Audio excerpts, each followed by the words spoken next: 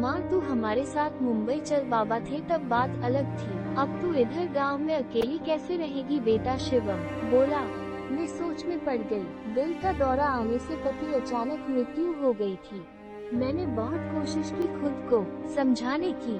13वीं के बाद सब मेहमान चले गए। बेटा शिवम और बहू मिताली दोनों इंजीनियर थे। बेटा और बहू के साथ रहने जाना मत, ऐसी मेरी एक सहेली ने कहा था, क्योंकि कमाने वाली बहू को बुरी सास जरा सी भी पसंद नहीं होती। तेरे वहाँ जाने से उनकी स्वतंत्रता में बाधा आएगी और मैं तुझे ताना मार के कर देंगे।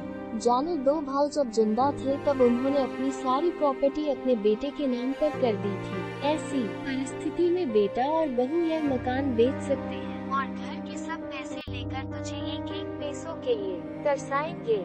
बेटे और बहू के साथ जाने के अलावा मेरे पास दूसरा कोई विकल्प नहीं था। 63 साल की उम्र में मेरे घुटनों के दर्द की वजह से मुझे हमारा राशन दुकान चलाना भी आसान नहीं लग रहा था। 13वीं का पूरा खर्च बेटे ने उठाया, पर छोटे मोटे खर्च के लिए बेटे के सामने हाथ फैलाना मुझे पसंद नहीं था और हमने बचाए हुए थोड़े पैसे मुझसे खर्च हो गए थे। अब परिस्थिति ऐसी थी कि मेरे पास 50 रुपए भी नहीं थे और यह बातें सोचने में मैं शिवम को कोई उत्तर नहीं दे सकी। इतने में मिताली बोली, माँ मुझे बताओ कि कौन सी साड़ी रखनी है, मैं आपकी बैग पैक कर रही हूँ। जब मिताली ने ऐसा कहा तब मैं उसे कुछ कह नहीं पाई, चुप रहकर उनके साथ मुंबई आई।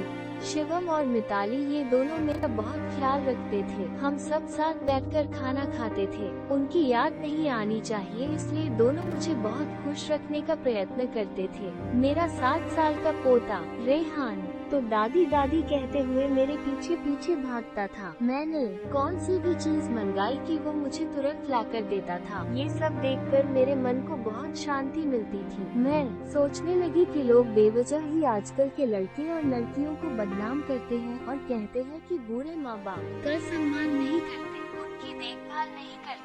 खासकर बहू कमाने वाली होगी तो सास को ठोकरों पर रखेगी। लेकिन मैंने देखा कि ये सारी सिर्फ बातें थी। हर उंगली की तरह हर बहू सेम नहीं होती। आज सब ने बाहर घूमने का प्लान बनाया था। हम सब मॉल में गए। उधर घूमते घूमते शिवम और मिताली एक दुकान में कुछ खरीदने के लिए रुके। मैं और रेहान थोड़ा आगे गए। आइसक्रीम की दुकान देखते ही रेहान बोला, दादी मुझे आइसक्रीम खानी है। मेरे ऊपर जैसे बिजली ही गिरी, क्योंकि मेरे पास तो पैसे ही नहीं थे। दिन में कभी मुझे पैसे की जरूरत नहीं पड़ी। अभी क्या करे। मेरा उदास चेहरा देखकर रेहान वापस बोला, ले दो ना प्लीज, माफ कर बेटा, मेरी पर्स में घर भूल गई। मेरे ऐसे बोलते ही रेहान मेरी तरफ एक अलग नजरों से देखने लगा। उसको लगा कि आइसक्रीम लेनी नहीं है, इसलिए दादी बहाने बना रही है। पर मैं क्या कर सकती थी, मुझे खुद ही शर्म आ रही थी। मैं कैसी दादी हूँ जो अपने पोते को आइसक्रीम भी नहीं लेके दे सकती। हमने बाहर ही खाना खाया। मिताली ने मेरे पसंद की काजू मसाले की सब्जी ऑर्डर की थी, पर मुझे वो पसंद नहीं आ रही थी। घर आने के बाद सब ने थोड़ी देर टीवी देखी। शिवम सोने गया। रेहान को क्या चाहिए और क्या नहीं वो देखने के लिए मिताली उसके रूम में गई। मैं भी मेरे रूम में सोने जा रही थी। तभी मुझे रेहान की आवाज सुनाई दी, मम्मी दादी बहुत कंजूस है, तू ऐसा क्यों बोल रहा है। हाँ मम्मी, हम जब मॉल में घूम रहे थे तब मैंने दादी से आइसक्रीम मांगी तो वो कहने लगी कि मेरी पर्स घर पर भूल गई हूँ। यह अच्छा है क्या मम्मी। कंजूस दादी। रेहान क्या है, दादी के बारे में ऐसे बोलने से पहले तुमने सोचा नहीं क्या, तेरी दादी इस वक्त कितनी दुखी है, तू समझ नहीं सकता दादी को कितना दुख है बेटा।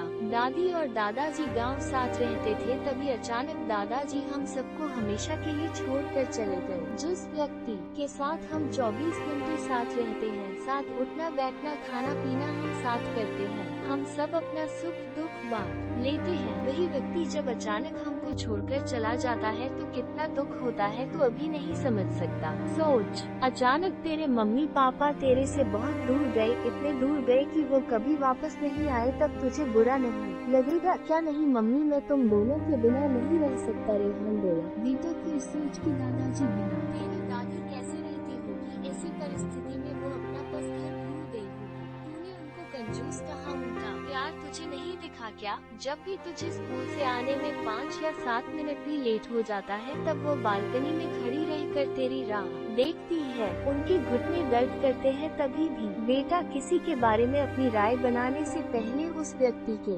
दृष्टिकोण से सोचना चाहिए। ये बातें सुनकर मुझे मेरी बहू पर बहुत अभिमान हुआ। उसकी जगह में रहती तो कदापि मैं मेरी लड़की को इतने अच्छे से समझा नहीं पाती। दूसरे दिन सुबह शिवम ऑफिस गया और रेहान स्कूल। मिताली ऑफिस में जाते जाते मेरे हाथ में कुछ पैसे देने लगी। ये क्या है बेटा, मुझे पैसों की क्या जरूरत है? मैं बोली, माँ किसको कब पैसों की जरूरत पड़ जाए कह नहीं सकते। आप मंदिर जाते हो, कभी दान पेटी में डालो। कभी रेहान कोई चीज के लिए जिद की तो आप उसे वो चीज ले देना। पर बेटा माँ, जब यही पैसे शिवम ने आपको दिए होते तो आपने मना किया होता क्या? नहीं ना, आपकी बहू भी कमाती है तो आप अपनी बहू से पैसे क्यों नहीं ले सकती? मिताली का कहना सुन के मेरी आंखों से आंसू आने लगे। जो मेरे बेटा नहीं समझ सका वो मेरी बहू ने समझा। मेरी बहू जैसी बहू सबको मिले। मैंने भगवान से प्रार्थना की ऐसी बहू मुझे हर जन्म मिले। लोग बिना कारण कुछ कमाती बहुओं का दुर्व्यवहार देखकर सब कमाती हुई बहुओं को दोष देते हैं। कुछ बहुएं मिताली जैसी समझदार, सुलझी और बड़ों का आदर करने वाली होती है।